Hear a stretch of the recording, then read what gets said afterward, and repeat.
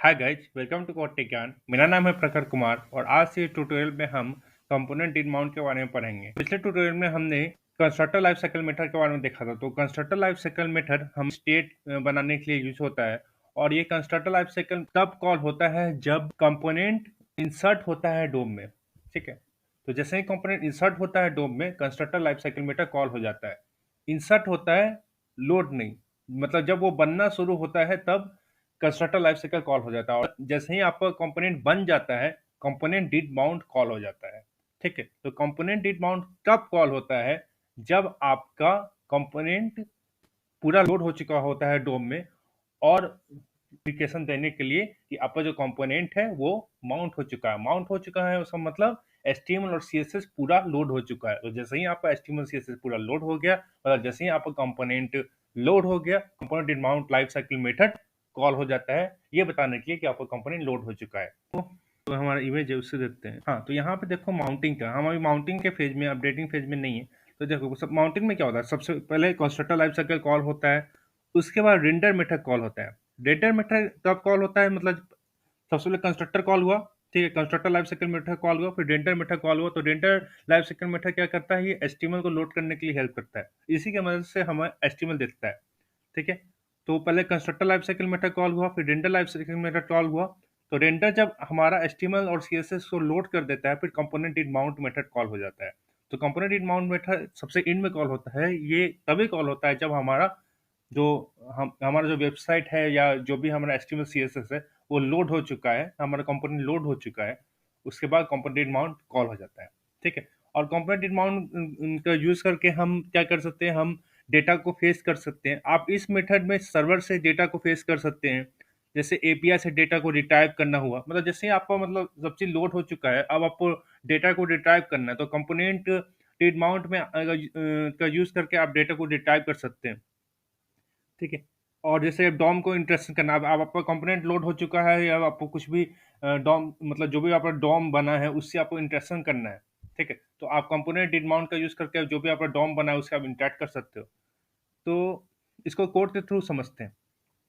तो यहाँ पे हम क्या करेंगे, हम यहाँ पे रिएक्ट को इंपोर्ट करेंगे। यहाँ पे रिएक्ट को हमने इंपोर्ट किया, साथ ही साथ हम यहाँ पे कंपोनेंट को भी इंपोर्ट करेंगे। ठीक है, तो यहाँ पे कंपोनेंट को इंपोर्ट करने का मतलब इसलिए क्योंकि कंपोनेंट का यूज करके हम स्टेट के फीचर्स और लाइफ साइकिल के मेथड्स को हम जो जो भी हम कंपोनेंट पढ़ाएंगे उसमें हम यूज कर सकते हैं। तो ये कंपोनेंट React.js का इनबिल्ट क्लास होता है जिसके अंदर स्टेट की फीचर्स और लाइफ साइकिल मेथड्स प्रेजेंट होते हैं, जिसका हम यूज करते हैं अपने ऐप कंपोनेंट या जो भी कंपोनेंट हम बनाते हैं।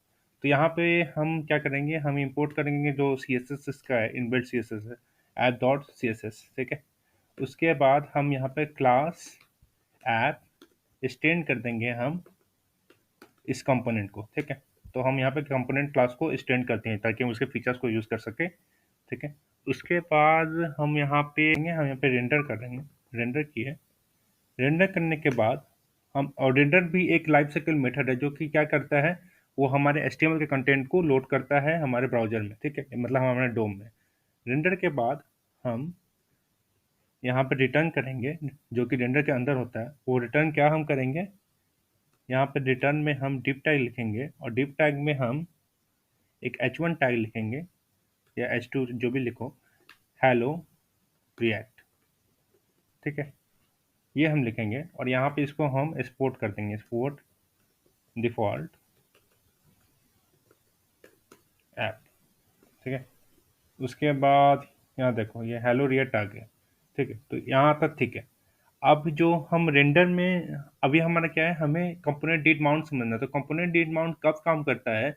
जब हमारा कंपोनेंट लोड हो जाता है। तो यहाँ पे हमारा कंपोनेंट लोड हो चुका है। ठीक है, ये हमारा कंपोनेंट लोड हो चुका है और हेलो रिएक्ट यहाँ पे आ गया है। ठीक है, तो यहाँ पे हम रेंडर से पहले यहाँ पे हम कंपोनेंट डिड माउंट लिखेंगे, मतलब यहाँ पे हम कंपोनेंट डिड माउंट फंक्शन को बनाएंगे और उसको कॉल करेंगे। ठीक है, तो यहाँ पे कंपोनेंट डिड माउंट अपने आप कॉल हो जाता है और इसके अंदर मैं लिखूंगा कंसोल डॉट लॉग,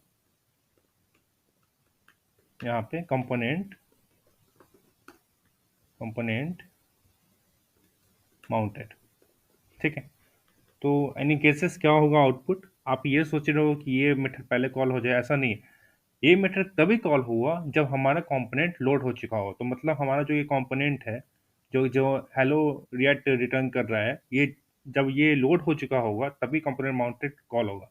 ये देखो क्या हो रहा है, यहाँ पे फिर से इसको रिफ्रेश करते हैं, ठीक है, और यहाँ इंस्पेक्ट करते हैं। ये देखो कंसोल में जाओ, ये कंपोनेंट माउंटेड आ रहा है, ठीक है। तो इसको समझने के लिए हम यहाँ पे क्या करेंगे, यहाँ रेंडर में भी हम एक कंसोल लेंगे, कंसोल डॉट लॉग, यहाँ पे component render, component rendering happening, ठीक है, ये हमें लिखूंगा और उसके बाद यहाँ पे मैं सेमीकोलन दूंगा, ठीक है।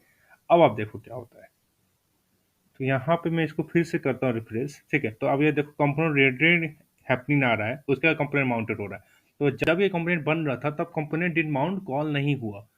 तो कंपोनेंट जब बन रहा था तो कंपोनेंट के जो भी चीज़ बन रहे थे वो चीज़ कॉल हो रहे थे। तो ऐसा क्यों हुआ, कंपोनेंट बन रहा था, जब हम कंपोनेंट ये रेंडरिंग का यूज़ करके हमारा कंपोनेंट बन रहा था, मतलब तो सबसे पहले क्या था, कंपोनेंट रेंडरिंग हैपनिंग हुआ, कंसोल में ये प्रिंट हुआ, उसे रिटर्न में हेलो रिएक्ट, तो हेलो रिएक्ट आपके स्क्रीन पे प्रिंट हो गया, ठीक है। तो यहाँ से ये कंपोनेंट बन गया।